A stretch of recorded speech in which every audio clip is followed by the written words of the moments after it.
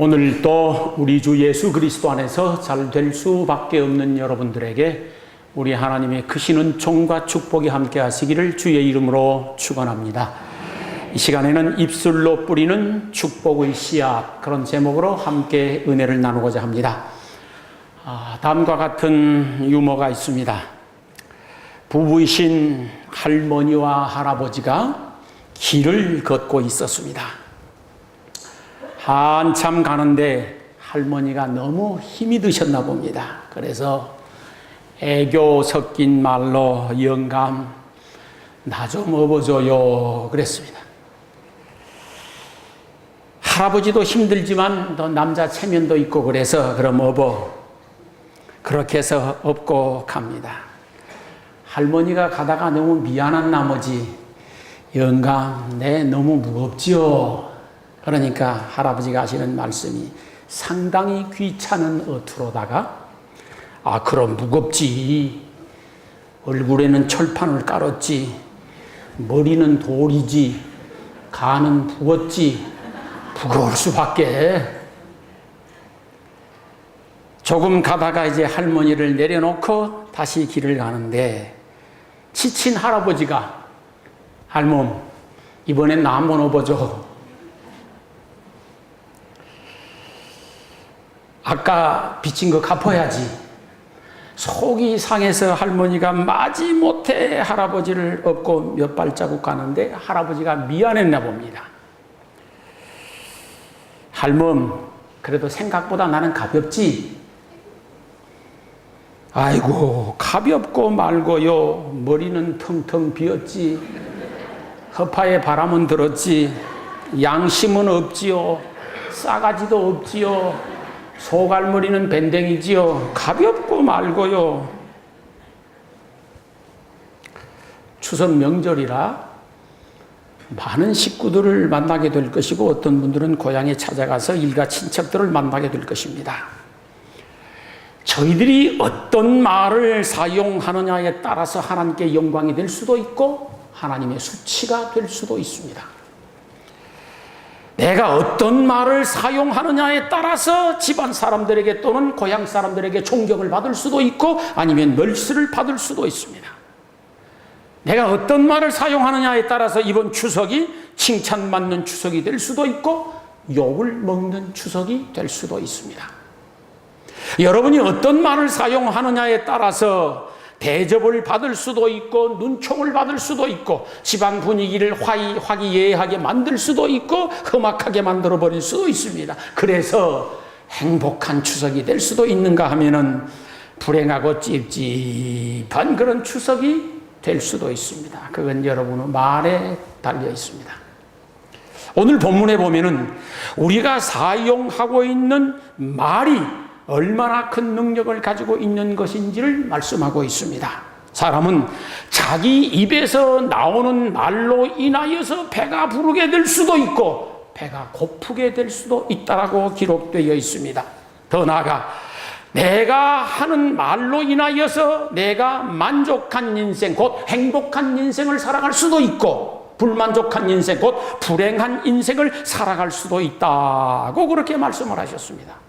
계속 보면은 내가 어떤 말을 사용하고 살아가느냐에 따라서 내 인생이 잘 될 수도 있고 안 될 수도 있으며 말로 인하여서 죽을 수도 있고 살 수도 있다. 그렇게 말씀하셨습니다. 그리고 내 인생에 죽고 사는 것이 혀의 권세, 곧 내가 하는 말에 달려 있다라고 하나님은 말씀하고 계십니다. 우리는 매일매일마다 수없이 많은 말들을 쏟아내 놓는데 가만 생각해 보십시오. 말하는 데는 돈이 안 듭니다. 돈 들 이유가 없습니다. 그렇다고 해서 특별히 힘이 드는 것도 아니고 땀을 흘려야 말을 할 수 있는 것도 아니고 고생해서 말할 수 있는 것도 아니고 그냥 돈도 안 들고 편안하게 쉽게 할 수 있는 것이 말입니다. 그 말이 내 인생을 행복하게 할 수도 있고 불행하게 할 수도 있습니다. 그 말이 친구를 원수로 만들어버릴 수도 있고 원수를 친구로 바꿔 놓을 수도 있습니다.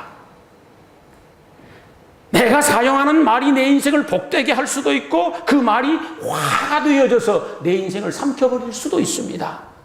말이란 긍정적인 인생을 만들 수도 있고 아니면 부정적인 인생을 만들어버릴 수도 있다고 하는 사실입니다. 옛날에 박만득이라고 하는 백정이 있었다고 합니다. 제 이름하고 두 자가 같은 사람입니다. 백정이니 당연히 정육점을 하고 있었겠죠. 어느 날 두 사람의 양반이 와서 고기를 사려고 합니다. 첫 번째 온 양반은 습관대로 백정 만드기를 무시하고 업신여기면서 고기를 달라고 합니다. 야, 이놈 만들어가 고기 한 건 잘라다오. 만드기가 예 하고 고기를 잘라주었습니다. 그 다음에 두 번째 온 양반이 이복의 박서방 고기 한 건 잘라주시게 정답고 부드러운 말로 부탁을 합니다. 예, 그러죠. 그리고 고기를 잘라주었는데 첫 번째 양반이 가만 보니까 고기가 차이가 많이 나는 것이에요. 자기 고기는 조금 잘라놓고 두 번째 양반 고기는 엄청 잘라놨습니다. 화딱지가 나서 야, 이놈 만두야, 같은 한 건씩 달라고 했는데 왜 나는 이렇게 조금만 주고 저 양반은 저렇게 많이 주었냐? 그러니까 만드기가 하는 말이 손님 것은 만드기가 잘라준 것이고 이쪽 손님 것은 박서방이 잘라드린 것입니다. 우리가 사용하는 말이 사람의 마음을 평안하게 만들어줄 수도 있고 기쁘게 해줄 수도 있고 마음을 활짝 열게도 할 수 있습니다. 또 반면에 우리의 기분을 엄청 찝찝하고 나쁘게 만들어버릴 수도 있고 열렸던 마음조차도 꽉꽉 걸어 잠그게 만들어버릴 수도 있습니다. 우리가 살아보면서 수없이 경험하지 않아요? 어떤 말을 사용하느냐에 따라서 기분이 좋을 수도 있고 기분이 나쁠 수도 있고 어쩌다가 무심코 던진 말 한마디가 누군가의 가슴에 평생 못이 되어 박혀 있을 수도 있습니다. 그러는가 하면은 또 어쩌다가 던진 말 한마디가 큰 힘과 용기를 줄 수도 있습니다. 말 한마디가 우리에게 절망감을 가져다 줄 수도 있고 희망과 용기를 줄 수도 있습니다. 사실이 그러잖아요. 말이란 눈에 보이지 않는 것이지만 실제적으로 상상을 초월할 만한 큰 능력과 힘과 에너지를 가지고 있고 생명력을 가지고 있는 것이 옳습니다. 마치 태양의 에너지가 수많은 생명을 살리는 것처럼 사람의 말이란 생명을 살릴 수 있는 것이 옳습니다. 상대적으로 죽일 수도 있습니다. 그러므로 우리 성도들은 차나 깨나 어떤 환경 속에서라도 긍정적인 말을 하며 살아야 하고 희망적인 말, 생명의 말, 축복의 말, 은혜가 되는 말을 하고 살아야 될 줄로 믿습니다. 야고보서 3장을 보면은 사람이 사용하는 말이 얼마나 큰 에너지가 있고 생명력이 있고 중요한 것인지를 말씀하고 있는데 우리가 사용하는 그 말이 내 운명의 방향을 바꾸어 놓을 만큼 능력과 힘과 에너지가 있다고 기록되어 있습니다. 우리가 사용하는 말은 말의 입에 물린 재갈 곧 곱비와 같아서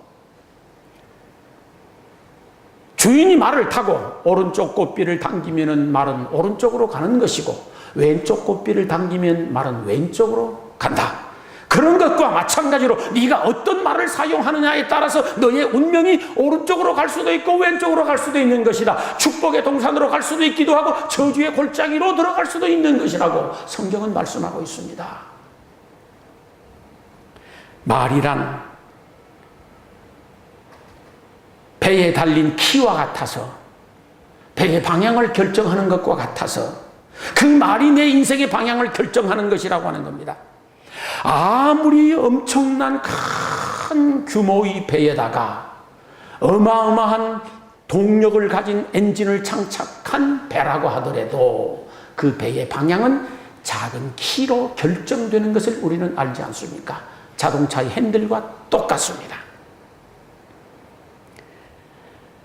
배는 키의 방향에 따라서 움직이도록 되어 있습니다. 작은 작은 백은, 중간 백은, 큰 백은 똑같습니다. 마찬가지로 내 인생의 방향이 무엇에 의해서 결정되어지느냐? 야고보서 3장의 말씀대로 생각해 본다고 하면은 내가 평소에 사용하는 말에 의하여서 운명의 방향이 결정된다라고 하는 사실입니다. 시편 64편 3절에 보면은 말은 칼과 같은 것이라서 타인을 죽일 수도 있고 살릴 수도 있고, 말은 칼과 같은 것이라서 나를 살릴 수도 있고 죽일 수도 있다라고 기록해 놓으셨습니다. 말의 중요성을 말하는 것이 옳습니다. 그래서 오늘 본문에는 사람의 죽고 사는 것이 혀의 권세, 곧 말에 달려있다라고 하셨습니다. 그러므로 우리들은 자나깨나 생명의 말, 좋은 말, 축복의 말, 은혜되는 말, 희망을 주는 말을 많이 사용해야 할 줄로 믿습니다. 특별히 이번 추석에는 만나는 사람들에게마다 좋은 말을 많이 해줄 수 있기를 소망합니다. 말이란 우리 입술로 뿌리는 씨앗입니다. 입술로 뿌리는 씨앗이 말입니다. 우리는 수없이 많은 말들을 하면서 살아가는데 내 입술로 나오는 모든 말들은 내가 뿌리는 씨앗입니다. 또 한편으로는 내가 심는 나무와 동일합니다. 어떤 말을 많이 하느냐에 따라서 그 결과를 내가 얻게 되어지고, 어떤 말에 나무를 심느냐에 따라서 그 열매는 결과적으로 내가 수확을 하게 되는 줄로 믿습니다. 하나님은 아담과 하와를 축복하실 적에 말씀으로 축복하셨습니다. 우리 믿음의 조상 아브라함이 하나님의 축복을 받을 적에 땅으로 받은 것 아니고 돈으로 받은 것 아니었습니다. 말씀으로 축복을 받습니다. 이스라엘 12지파의 아버지 야곱이 그 12아들들에게 복을 빌 때에 땅을 나눠준 것 아니라 말로 축복해 주었습니다. 그리고 말로 축복한 대로 12아들은 그렇게 다들 되었습니다. 하나님은 주의 종들을 통하여 말씀으로 축복의 씨앗을 뿌려주십니다. 언제든지 하나님은 말씀하시는 하나님, 성경은 기록된 말씀, 설교는 선포된 말씀, 그렇습니다. 그러므로 누구든지 어떤 말을 하든지 그 말의 열매는 내가 얻도록 되어 있고 내가 수확하도록 되어 있습니다. 사람이 무엇으로 심든지 그대로 거두리라고 하지 않았었습니까? 내가 무슨 말을 심고 무슨 말을 뿌리느냐에 따라서 내가 그것을 거두게 되는 줄로 믿습니다. 그러므로 첫째, 여러분 스스로에게, 내 자신에게 축복의 말을 많이 해주셔야 됩니다.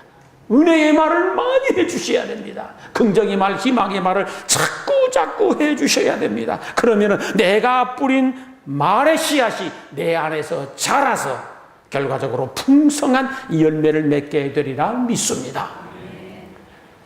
학자들의 연구 발표에 의하면 인간의 뇌세포의 98%는 말의 지배를 받는다, 그렇게 했습니다. 우리 뇌의 98%가 말의 지배를 받는다라고 합니다. 그렇다고 하면은 보편적으로 내가, 아니면 습관적으로 내가 가장 많이 사용하는 말, 그 말이 무슨 말, 어떤 말인가를 한번 점검해 볼 필요성이 있습니다. 그 말을 타진해 보고 진단을 해볼 필요성이 있습니다. 평소에 내가 사람과의 관계 속에서 어떤 말을 많이 하고 살아가며 내 자신에게 어떤 말을 많이 해주고 있는지를 한번 성찰해 볼 필요성이 있습니다. 죽고 사는 것이 말의 권세에 달려있다라고 하나님이 말씀하지 않았습니까? 그러므로 먼저는 내 자신에게 끝없이 축복의 말을 많이 해주셔야 됩니다. 긍정의 말을 많이 해주어야 되고, 좋은 말을 많이 해주어야 되고, 희망의 말을 많이 해주어야 됩니다. 하나님의 말씀으로 나를 격려하고 위로하고 힘과 용기와 에너지를 공급해 줄 수 있어야 됩니다. 다른 사람에게 하기 이전에 내 자신에게 먼저 그렇게 말해 줄 수 있어야 됩니다. 아침에 나오시면서 다들 거울 보셨죠? 내가 무슨 말을 할지 아시죠, 이제? 거울 보시면서 여러분을 향하여 무슨 말씀을 하고 오셨습니까? 깜빡 잊어버리고 혹시 아무 말도 안 하고 오셨습니까? 그러시면 안 됩니다. 그럼 내가 여기서 설교 하나만 하지. 틀림없이 아침에 거울을 볼 적마다 여러분 스스로를 향하여서 야, 너는 볼수록 복받게 생겼어야. 천벌을 봐도 너는 하나님의 사랑과 은혜와 복을 받을 수밖에 없는 사람으로 생겼어. 아무리 봐도 너는 잘 될 수밖에 없는 사람 같아. 자기 자신을 축복하셔야 됩니다. 다윗을 보십시오. 끝없이 자기 자신을 축복하고 하나님의 말씀으로 위로와 격려를 뿌려줍니다. 그러니 결과가 잘 될 수밖에요. 그러니 결과가 잔잔한 물가요 푸른 초장이 될 수밖에 없지 않겠습니까? 마음속에 근심과 걱정이 있을 적에는 하나님의 말씀으로 위로합니다. 너는 마음에 근심하지 말라. 하나님을 믿으니 또 나를 믿으라. 그러면서 스스로에게 말씀을 던져줍니다. 그러면 그 말씀이 힘이 되고 위로가 되고 생명이 되어져서 내 마음에 평안이 찾아오도록 되어 있습니다. 수고하고 무거운 짐진 자들아 다 내게로 오라. 내가 너희를 쉬게 하리라고 주님 말씀하셨으니 그 주의 말씀으로 나를 먼저 위로하는 것이 옳습니다. 아무것도 염려하지 말고 오직 기도와 간구로 너희 구할 것을 감사하며 하나님께 아뢰라. 그리하면 평강의 하나님이 너의 마음과 생각을 지키시리라 했습니다. 하나님의 말씀으로 나를 위로하면 하나님이 나에게 주시는 우선 선물이 있습니다. 그게 마음의 평강입니다. 마음이 평안해지면 틀림없이 환경은 평안하게 바꿔지는 줄로 믿습니다. 너희 염려를 다 주께 맡겨버리라. 내 집을 여호와께 맡겨버리라. 성경에 수없이 우리 자신들을 위로하고 격려할 희망과 용기를 줄 말씀이 태산처럼 쌓여 있습니다.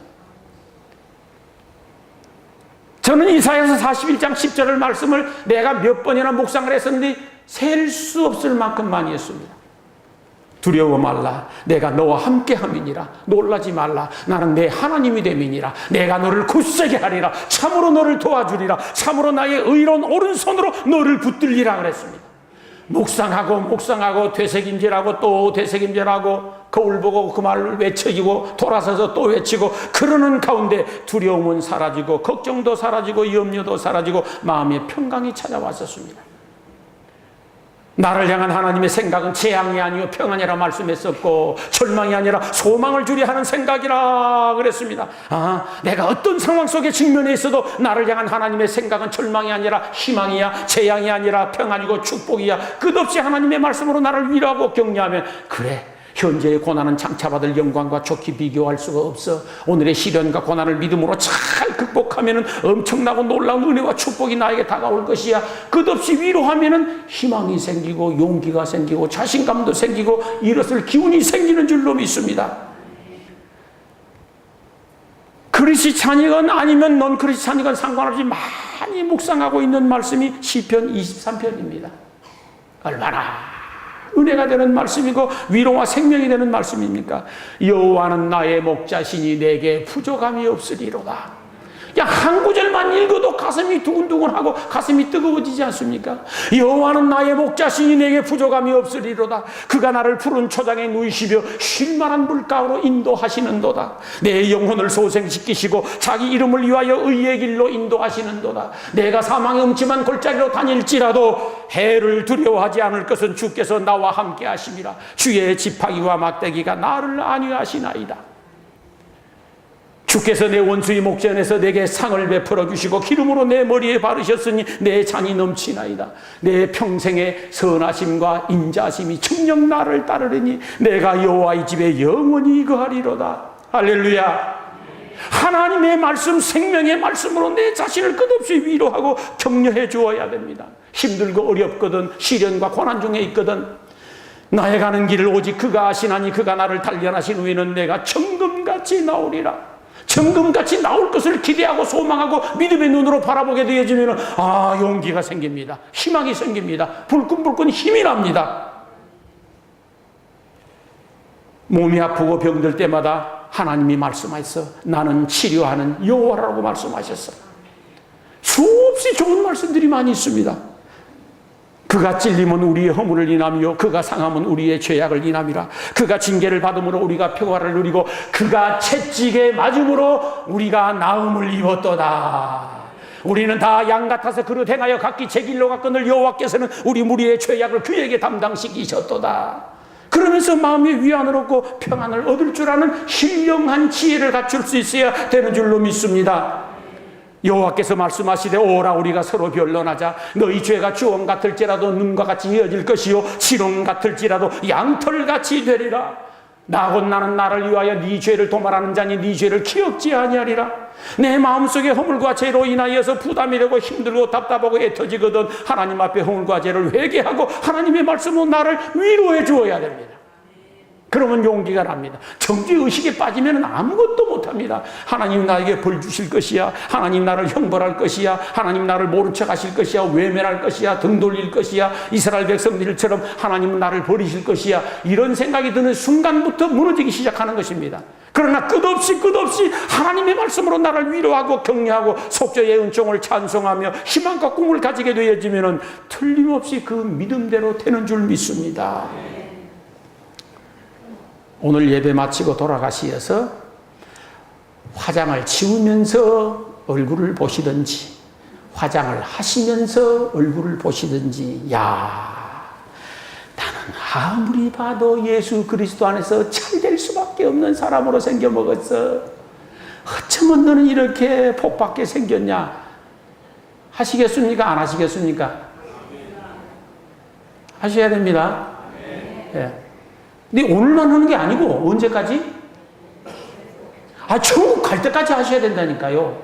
그리고 믿어야 됩니다. 대면교회 교인들은 죽어도 믿고 죽는다요. 죽어도 믿고 죽는다요. 틀림없이 그러면 그 믿음대로 될 줄로 믿습니다. 여러분의 가족을 위하여서도 끝없이 축복의 씨앗을 뿌리시기 바랍니다. 무엇으로? 말로 축복의 씨앗을 먼저 뿌리는 것이 옳습니다. 그러면 가족들이 복을 받게 되어집니다. 긍정적인 말의 씨앗을 뿌리고 축복의 말의 씨앗을 뿌리고 희망의 말의 씨앗을 끝없이 뿌리게 되어지면 그 씨앗은 개화하고 결실해서 풍성한 열매를 맺어 행복한 가정들이라고 믿습니다. 여러분의 이웃을 향하여서도 끝없이 축복의 말을 많이 해주시기 바랍니다. 애써서 의도적으로 축복의 말을 많이 해주셔야 됩니다. 그냥 저놈이 미워서 도대체 꼴보기가 싫어 죽겠어. 그냥 저놈 웬 귀신이 물어가 버렸으면 좋겠어. 아주 그런 마음이 들더라도 성경 말씀에 네가 미워하는 녀석이 있거든 저주를 해라. 네가 속이 상해서 환장할 놈이 있거든 그럼 죽으라고 기도를 해라. 그랬으면야 우리 함께 통성으로 기도하죠. 그러지 않겠어요? 그러나 그렇게 하지 않으셨거든. 하나님은 우리를 복되게 하고 함께 잘 되도록 하시기 위하여서 원수가 줄이거든 먹이고 그를 위하여 기도하고 저주할 자라 하지 말고 축복하라 말씀하셨습니다. 그러므로 축복해 주어야 됩니다. 그러면은 그때는 속이 상하지만은 돌아서면은 마음에 영적 평안이 있습니다. 그런데 저놈은 도대체 내가 상종할 수 없는 녀석입니다. 그래서 욕을 해버렸습니다. 그리고 돌아섰습니다. 돌아서면은 믿음이 있는 사람이라고 하면은 속이 찝찝합니다. 누가 말 안 해도 그냥 괜히 혼자 찝찝한 것이요. 온유월 염천의 뒷간에 갔다가 안 닦고 나온 것처럼 그래 그냥. 그리고 찝찝해. 그런데 속은 상하지만 저놈이 밉지만은 그럼에도 불구하고 하나님 내가 마음 바꾸어 먹고 축복하겠습니다. 저 원수 같은 놈 잘 되도록 축복해 주시고 평안도 주시고 은혜 베풀어 주시기 원합니다. 그러면서 위하여 축복하고 돌아서면은 내 마음에 만족감이 생깁니다. 기쁨이 찾아옵니다. 틀림없이 은혜가 임합니다. 날마다 순간마다 여러분의 이웃을 위하여서 많이 축복하시기 바랍니다. 주라 그리하면 내가 너희에게 줄 터이니 누르고 흔들어 너희에게 안겨주리라 그랬습니다. 하나를 축복하면 하나님께서 누르고 흔들어 넘치도록 나에게 다시 되돌아오도록 만들어주는 것입니다. 인생이란 산울림이요. 내가 여기서 하나의 야호를 외치면 그 다음에 울리고 또 울려서 수없이 많은 것으로 되돌아오는 것이 인생살이인 줄로 믿습니다. 여러분의 이웃을 위하여서 많이 축복하고 좋은 말 많이 해줄 수 있기를 소망합니다. 이번 추석은 즐겁고 행복하고 기쁜 추석이 될 수 있기를 소망합니다. 그러기 위해서는 마음이 좀 없어도 애써서 의도적으로 우리 목사님이 하라고 그러니까 내가 할 수 없이 해. 좋습니다. 그렇게라도 좋습니다. 칭찬을 많이 하십시오. 애써 식구들 칭찬을 많이 할 수 있기를 소망합니다. 예, 자꾸 칭찬하셔야 됩니다. 축복의 말도 많이 해주고 사랑의 말도 많이 하고 행복한 말도 많이 해주고 소망의 말, 긍정의 말, 생명의 말을 많이 해주셔야 됩니다. 그러면은 절대 후회하지 않습니다. 끝이 좋습니다. 항상 끝이 좋습니다. 이미 전자에 말씀드렸었지만은 속 상한다고 욕해놓고 나면은 뒤끝이 영 아니요. 근데 속 상하지만 축복해놓고 나면은 끝이 개운합니다. 하나님 앞에서 떳떳해지고 좋습니다. 그래서 뒤끝 좋은 추석 될 수 있기를 축원합니다. 우리가 삶을 살아가시면서 말이라고 하는 것은 안 할 수 없는데 이 말은 씨앗입니다. 좋은 씨앗이 될 수도 있고 나쁜 씨앗이 될 수도 있습니다. 축복의 씨앗이 될 수도 있고 저주의 씨앗이 될 수도 있습니다. 선택은 나의 몫입니다. 애써서 이번 추석에 축복의 말, 생명의 말, 희망의 말, 긍정의 말 많이 해서 행복한 추석 되기를 소망하고 여러분의 말로 인하여서 누군가의 인생이 복을 받고 여러분은 더 큰 은혜와 복을 받아서 행복한 미래 되시기를 주의 이름으로 축원합니다. 기도하시겠습니다.